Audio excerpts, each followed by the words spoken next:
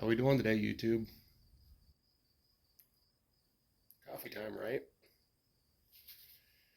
Okay, so I'm gonna shuffle off of a tool review and do a mini tutorial today, I guess. Um, I've had a few people ask me um, what they need to get started welding. They want to learn how to weld on their own. Um, Ultimately, if you want to be a professional welder, learning on your own is not the way to go. You want to go to a school, um, get taught properly how to do it.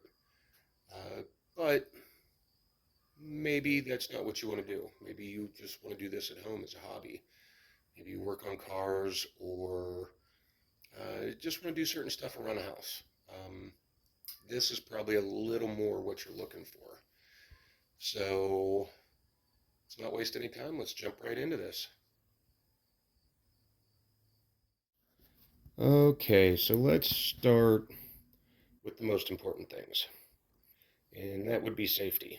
Welding can be quite dangerous, so we got to make sure we protect ourselves. First and foremost, pair of safety glasses. For a lot of things you're going to be doing, you're going to want to have a set of safety glasses. I have actually been dumb in my past and didn't have some safety glasses, had to have a piece of metal dug out of my eye. You don't want it, it's not comfortable, especially when the eye doctor's holding a drill, telling you he's going to drill into your eye. It's no fun. Get yourself some good safety glasses.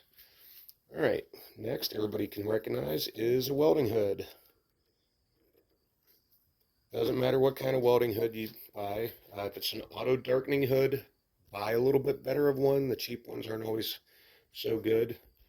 I've heard of people flashing themselves with the cheap ones because they didn't darken correctly.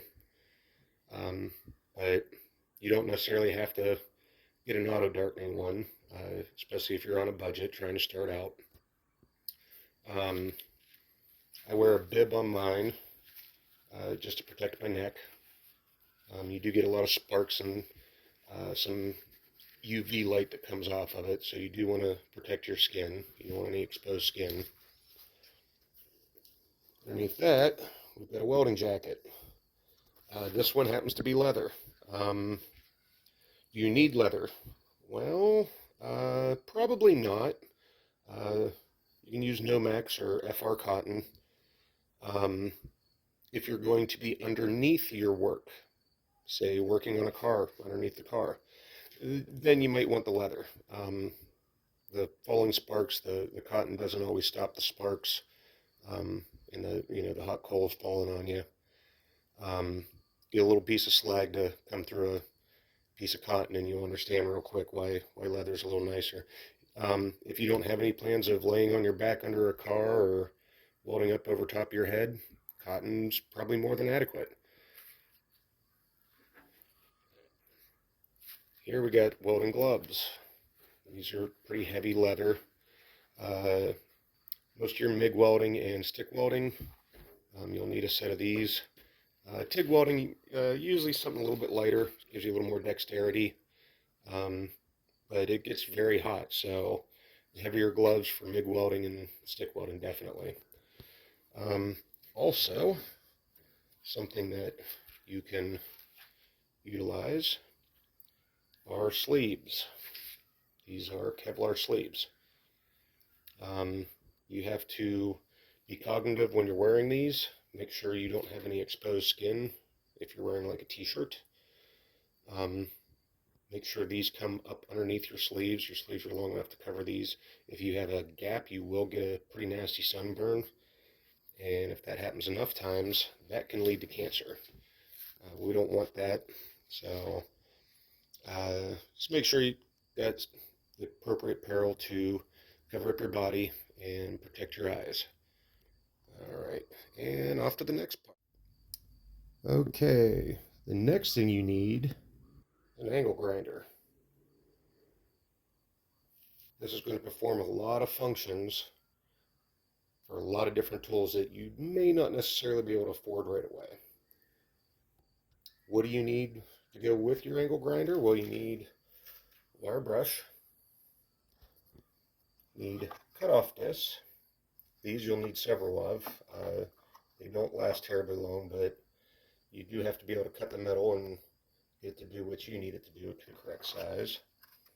It's a standard grinding wheel and a flapper disc. That is going to get you prepped up with all your work. You want your metal nice and clean before you weld it. If you got rust and mill scale on the work, you just won't be able to get a good weld on it. Obviously the cutters to cut the appropriate lengths and angles, and the wire wheels to clean stuff up when you're done. So let's get the next part. Okay, so we got some real basic stuff here. We've got some soapstone. I want to use this for marking. Speed square, wire brush, clamp. May need several of these. Clamps always come in handy. And we have a chippy hammer. These are your basic utensils you need while you're welding. Many of you noticed we haven't said anything about a welder yet. We will get there. These are the things that you need in order to be able to weld. If you have a welder, it won't make any bit of difference if you don't have any of this stuff. And they're all fairly affordable.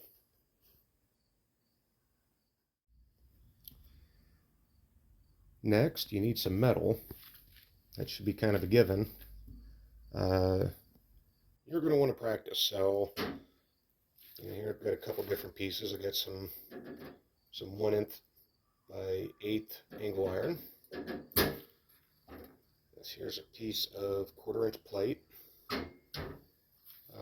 Probably won't need anything quite that heavy. You may, depending on what your needs are. And what you're going to do with it is eventually be practicing with it. And we'll get something that looks like this then. None of this is pretty. It's not meant to be, it's meant to learn. Start figuring out how to run beads as you go, trying to make them straighter, trying to get your penetration right, learning how to hold your torch.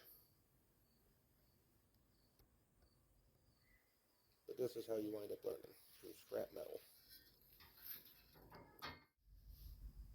Now, I'm not going to do a video on techniques and what you have to do to learn how to weld. This is just purely what you need to do it. There's tons of videos out there on, the different techniques that you'll be wanting to utilize to lay down a good bead. These are just the tools, which is more my specialty. There's a lot better people out there to teach you how to weld than me. But yeah, let's continue on with this. Okay, lastly, you're going to need a welder.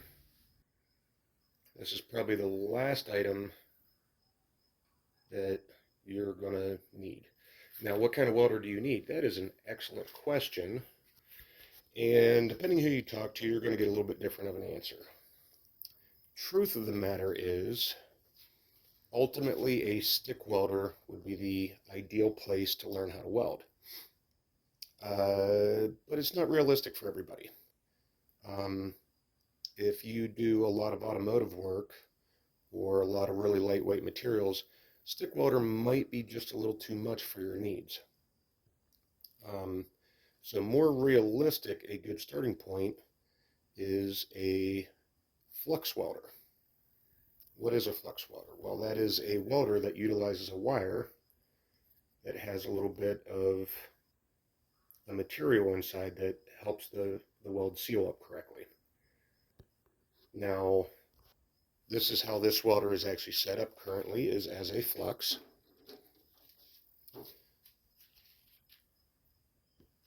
There's our spool of flux. You will need a spool of flux. Nothing too terribly fancy about it. It's just a spool of wire. You can pick it up Harbor Freight, your local welding store, Home Depot. There's lots of different brands out there. I won't get into that part of it. This is more about what you need to get started. After you get learning and welding a little more, then we can start fussing around a little bit more with what brand of wire is the best, or what machines are the best, or whatever, what have you.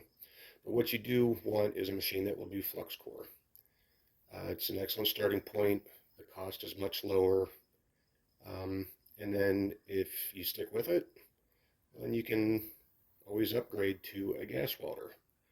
Uh, you may want to right out of the gate, if you find one affordable like this Tolium, that does both gas and flux.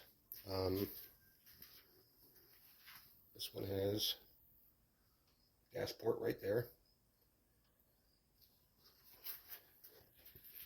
If you decide to go that route, you'll need a lot more expenses, like a regulator and a tank. Those cost quite a bit more money. Depending where you're located at, starting price on a tank could be right around 250 bucks, and a regulator could be right around 200. So there's 450 bucks of expenditure that really might not be necessary to start out. So start off with a machine, flux. It's pretty simple, straightforward. Those are my thoughts on getting started on what you need. That is a place to learn from. So what's our takeaway? Well, you need some things to get started, but you don't need a lot.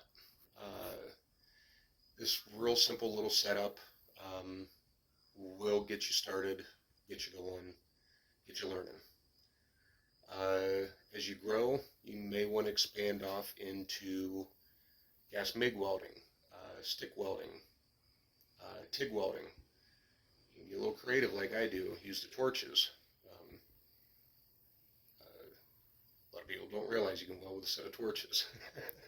So, but anyways, yeah, keep it simple to start, and then as you grow and develop, then you can get like your chop saws and your TIG welders and your different gases and experiment around a lot more. Flux is probably the best starting point for your average user. So that's my take on it. That's what I think you should do. If you disagree, let me know down in the comments. Give me a like, subscribe, and yeah, any questions, go ahead and ask me. Get you on the next go around. You have a good day. I want to add one last little note for places to actually learn how to weld.